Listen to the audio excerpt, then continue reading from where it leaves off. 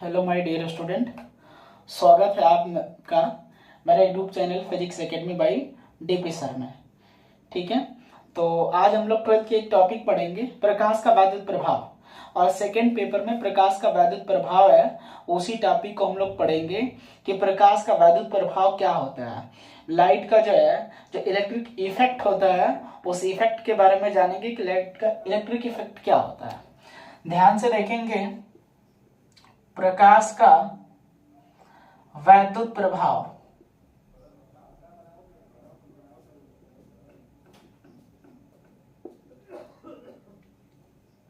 प्रकाश का वैद्युत प्रभाव क्या होता है? प्रकाश का वैद्युत प्रभाव। ठीक है, तो इससे पहले हम लोग जो है बहुत सारी घटनाएं पढ़ चुके हैं लाइट से संबंधित, कि प्रकाश को तरंग माना गया था, प्रकाश को कण माना गया था। तो इस तरह की सारी घटनाओं को हम लोग पढ़ चुके हैं कि कौन घटनाएं होती है और क्या क्या उसको मानकर हम लोग एक्सप्लेन कर चुके हैं। ठीक है, देखो, जो लाइट है, प्रकाश है, उसमें दो तरह के गुण पाए जाते हैं।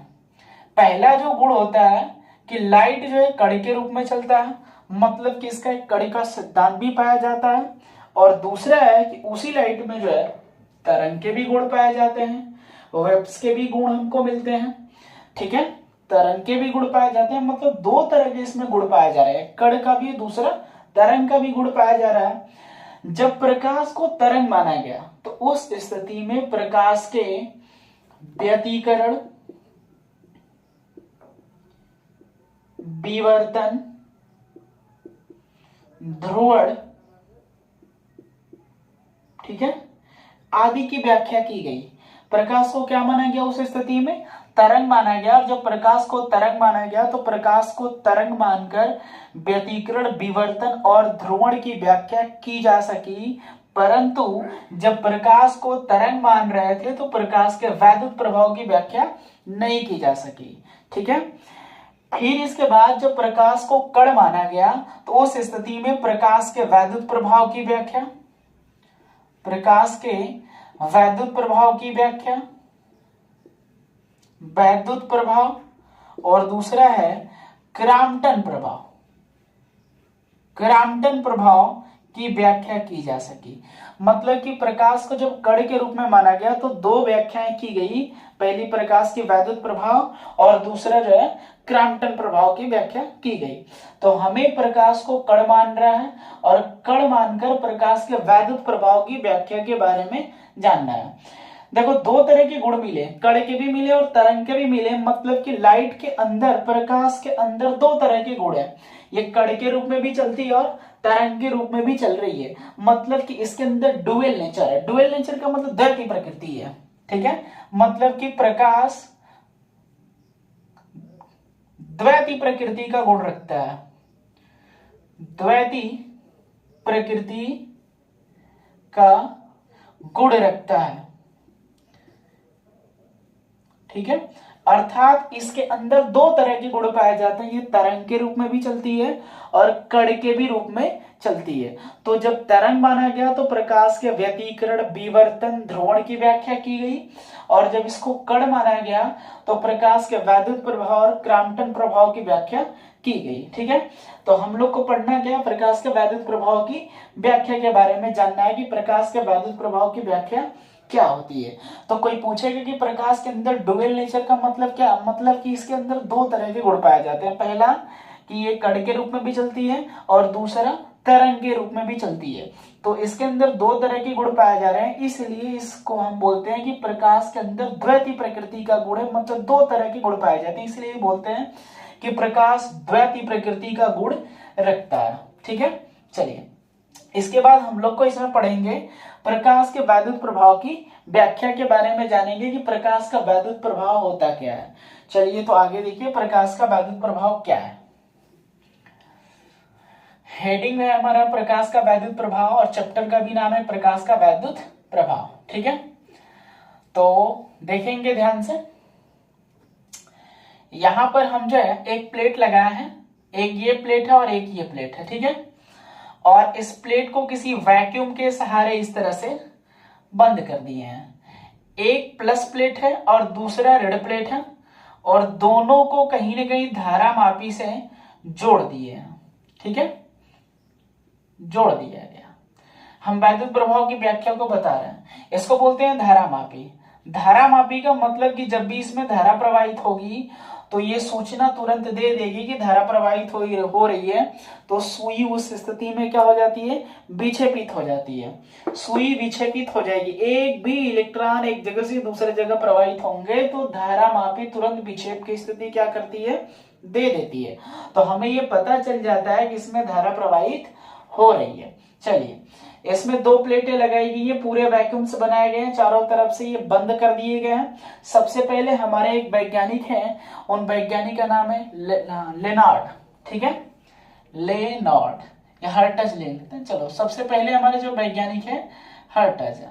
ठीक है, हर्टज जब आए तो उन्होंने देखा कि दो प्लेटें और दोनों प्लेटों को किसी वैक्यूम में रखने के बाद एक धारामापी को लगा देते हैं, और जब इसके ऊपर किसी परावैद्युत किरण को डालते हैं, कोई जो है परावैद्युत किरण है, और इस परावैद्युत किरण को जब इस ऋण प्लेट के ऊपर डाला जाता है तो जिसमें धारा का विसर्जन होता है वो बहुत सुगमता से हो रहा था। ठीक है, लेकिन उसके बारे में हर्टज कुछ बताए नहीं, वो उसी तरह से छोड़कर चले गए। इसके बाद हमारे वैज्ञानिक दूसरे आएंगे, लेनार्ड। ठीक है, लेनार्ड ये भी है। इन्होंने भी देखा कि जब किसी जो है विसर्जन नलिका में इस किसी ऋण प्लेट के ऊपर यदि कोई परावैद्युत किरण को आपतित कराया जाता है तो उनसे जो है इसमें धारा प्रवाहित होने लगती है, लेकिन इसके बारे में इन्होंने कुछ व्याख्या नहीं की थी, उसी तरह से ये छोड़ दिए थे। तीसरे नंबर के वैज्ञानिक के जाने के एक साल बाद एक वैज्ञानिक आएंगे जिनका नाम है हाल्वेस। हाल्वेस भी एक साइंटिस्ट है और हाल्वेस भी इसी पर काम कर रहे थे। तो इन्होंने भी देखा कि यदि ऋण प्लेट है तो ऋण प्लेट के ऊपर जो है कोई परावैद्युत किरण को इस पर जो आपतित कराया जा रहा है तो इसमें तुरंत धारा प्रवाहित हो रही है, मतलब धारामापी विक्षेप की स्थिति दे रही थी। लेकिन हाल्वेस ने क्या किया कि प्लेटों को चेंज कर दिया, मतलब कि जो परावैद्युत किरण ऋण प्लेट के ऊपर डाली जा रही थी उस परावैद्युत किरण को धन प्लेट के ऊपर डाल दिए, और जब धन प्लेट के ऊपर डाल दिए तो उसमें जो धारा का प्रवाह था वो बंद हो गया, मतलब सुई इस बार विक्षेपित नहीं हो रही थी। और जब सुई विक्षेपित नहीं हो रही थी तो हाल्वेस को ये लगा कि जो है केवल ऋण प्लेट के ऊपर जो है परावैद्युत किरणों को डालने से जो है धारा का प्रवाह हो रहा है, बाकी धन प्लेट के ऊपर जो है डालने पर धारा का प्रवाह नहीं हो रहा। तो हाल्वेस उसके आगे कुछ व्याख्या नहीं किए, इन्होंने इतना ही पर क्या कर दिया, छोड़ दिया। ठीक है, हाल्वेस के जाने के बाद जो है एक साइंटिस्ट आएंगे जिनका नाम हम लोग जो है पहले से ही जानते हैं। तो पहले हमें हर्टज मिल गए, रेनॉल्ड मिल गए, लेनार्ड मिल गए, हाल्वेस मिल गए, जे टॉमसन आएंगे, जे टॉमसन। ठीक है, टॉमसन भी साइंटिस्ट थे और उन्होंने इस पर सर्च कर रहे थे, जे टॉमसन। और जे टॉमसन जब आए तो इन्होंने देखा कि ऋण प्लेट के ऊपर जो है जब किसी परावैद्युत किरणों को डाला जाता है तो इससे जो है इस पूरे विसर्जन नलिका में धारा प्रवाहित होने लगती है, लेकिन रीजंस पता ही नहीं था कि धारा कैसे प्रवाहित हो रही है। तो उन्होंने इसके बारे में बहुत ज्यादा सर्च किया, और सर्च करने के बाद उन्होंने देखा कि जब इस धातु के प्लेट पर किसी प्रकाश को आपतित कराया जाता है तो इससे इलेक्ट्रॉनों का उत्सर्जन होता है। मतलब क्या उत्सर्जित होते हैं, इलेक्ट्रॉन। और इलेक्ट्रॉन कौन से चार्ज होते हैं, ऋण चार्ज होते हैं। जब ये ऋण चार्ज होते हैं तो ये प्लस प्लेट की तरफ अट्रैक्ट हो रहे थे, मतलब आकर्षित होते हैं, जिसके कारण इस पूरे परिपथ में धारा क्या होने लगती है, प्रवाहित होने लगती है। ठीक है, तो इसकी पुष्टि जो कौन की है, जे टॉमसन। जे टॉमसन इसके बारे में बताएं कि जब किसी धातु के पृष्ठ पर किसी प्रकाश को आपतित कराया जाता है तो उससे इलेक्ट्रॉनों का उत्सर्जन होता है, और जब इलेक्ट्रॉनों का उत्सर्जन होता है तो इस घटना को बोलते हैं प्रकाश का वैद्युत प्रभाव। ठीक है, जो इलेक्ट्रॉन निकल कर जो है इस प्लेट पर जा रहे थे उन इलेक्ट्रॉनों को उन्होंने नाम दिया फोटो इलेक्ट्रॉन। ठीक है, जो इलेक्ट्रॉन निकल रहे हैं इस इलेक्ट्रॉन को कौन सा इलेक्ट्रॉन बोलेंगे, फोटो इलेक्ट्रॉन। ठीक है, ये फोटो इलेक्ट्रॉन है। इन इलेक्ट्रॉनों के कारण इस वैक्यूम में विसर्जन नलिका में एक धारा प्रवाहित हो रही थी, जिस धारा को बोलते हैं प्रकाश वैद्युत धारा। प्रकाश वैद्युत धारा, या इसी को बोलते हैं photo electric current. Photo electric current, ठीक है, प्रकाश वैद्युत धारा, ठीक है। तो फिर से सुन लेंगे कि जब भी किसी धातु के पृष्ठ पर किसी प्रकाश को आपतित कराया जाता है तो उनसे इलेक्ट्रॉनों का उत्सर्जन होता है, और इलेक्ट्रॉनों का उत्सर्जन होता है तो इसे हम क्या बोलते हैं, प्रकाश का वैद्युत प्रभाव बोलते हैं। प्रकाश के वैद्युत प्रभाव में जो इलेक्ट्रॉन उत्सर्जित होते हैं उन इलेक्ट्रॉनों को फोटो इलेक्ट्रॉन कहते हैं, और इन इलेक्ट्रॉनों के कारण इस विसर्जन नलिका में एक धारा प्रवाहित होती है। इस धारा को बोलते हैं प्रकाश वैद्युत धारा या फोटो इलेक्ट्रिक करंट इसको बोलते हैं, ठीक है। यहां तक तो बातें सभी लोग ने व्याख्या कर दी, लेकिन जो है इसके बाद उन्होंने क्या किया कि यहां पर जो लाइट पड़ रही थी इस लाइट के इंटेंसिटी को बढ़ाना शुरू कर दिए। कौन? जे टॉमसन, ठीक है। तो लाइट की इंटेंसिटी को मतलब कि प्रकाश की तीव्रता को बढ़ाया गया, प्रकाश की तीव्रता, ठीक है। जब प्रकाश की तीव्रता को बढ़ाया जा रहा था तो उनसे जो इलेक्ट्रॉनों के उत्सर्जन की दर थी वो पहले से ज्यादा हो रही थी, मतलब कि बढ़ जा रही थी। तो प्रकाश की तीव्रता बढ़ाने पर इलेक्ट्रॉनों के उत्सर्जन की दर जो है क्या हो रही थी, बढ़ जा रही थी। किसकी? इलेक्ट्रॉन की। इलेक्ट्रॉन की उत्सर्जन की दर में वृद्धि हो रही थी, परंतु उसके गतिज ऊर्जा पर कोई प्रभाव नहीं पड़ रहा था। काइनेटिक एनर्जी पहले ही जो थी अब भी वही थी, गतिज ऊर्जा पर कोई प्रभाव नहीं पड़ा था। बस हमें क्या बढ़ रहा था, इलेक्ट्रॉनों के उत्सर्जन की दर बढ़ रही थी। अब प्रकाश की तीव्रता क्या होती है, तीव्रता के बारे में जानेंगे।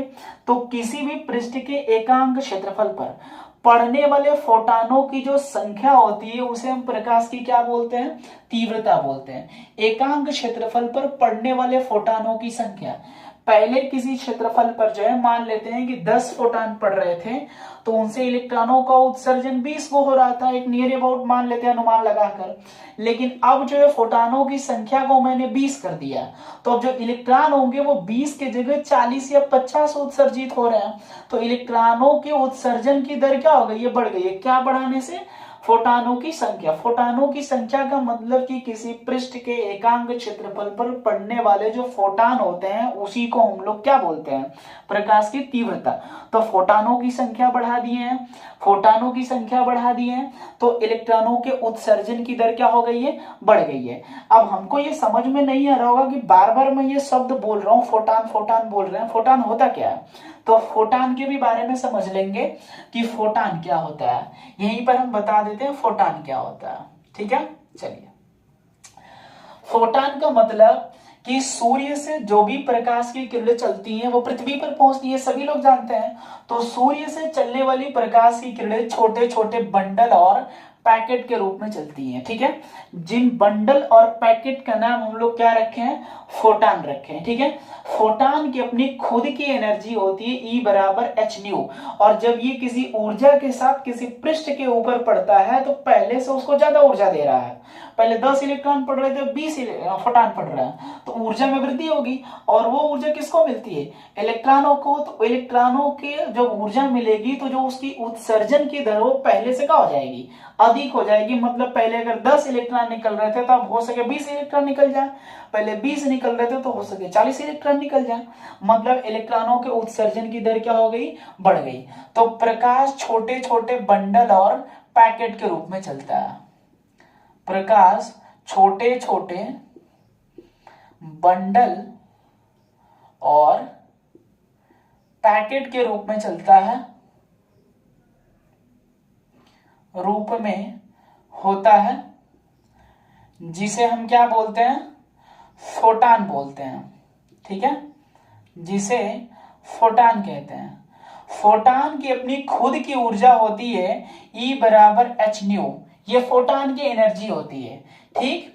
E हमारी फोटान की ऊर्जा है, H को बोलते हैं प्लांक नियतांक, प्लांक नियतांक। इस प्लांक नियतांक का जो मान होता है वो फिक्स होता है 6.6 10⁻⁻⁴ जूल सेकेंड। ये फोटान की खुद की ऊर्जा। न्यू जो है उसकी फ्रीक्वेंसी है, आवृत्ति किसकी, फोटान की, उसके कण की, ठीक है, जिसको हम लोग फोटॉन बोल रहे हैं। तो हम लोगों ने ये देखा कि जब प्रकाश की तीव्रता को बढ़ा रहे थे तो इलेक्ट्रॉनों की उत्सर्जन की दर क्या हो जा रही थी, बढ़ जा रही थी, मतलब कि इलेक्ट्रॉनों की जो दर थी वो पहले से अधिक हो गई थी। गतिज ऊर्जा पर कोई प्रभाव नहीं पड़ा था, परंतु जब इलेक्ट्रॉनों के फ्रीक्वेंसी को बढ़ा दिया गया, फ्रीक्वेंसी का मतलब कि आवृत्ति को, इलेक्ट्रॉनों कह रहे हैं प्रकाश की, ठीक है, इलेक्ट्रॉन की नहीं प्रकाश की। तो जब प्रकाश की आवृत्ति को बढ़ाया गया तो उस स्थिति में इलेक्ट्रॉनों के उत्सर्जन की दर पर कोई प्रभाव नहीं पड़ा, बल्कि उनकी गतिज ऊर्जा पहले से ज्यादा हो गई। मतलब इनके इलेक्ट्रॉनों के उत्सर्जन की दर,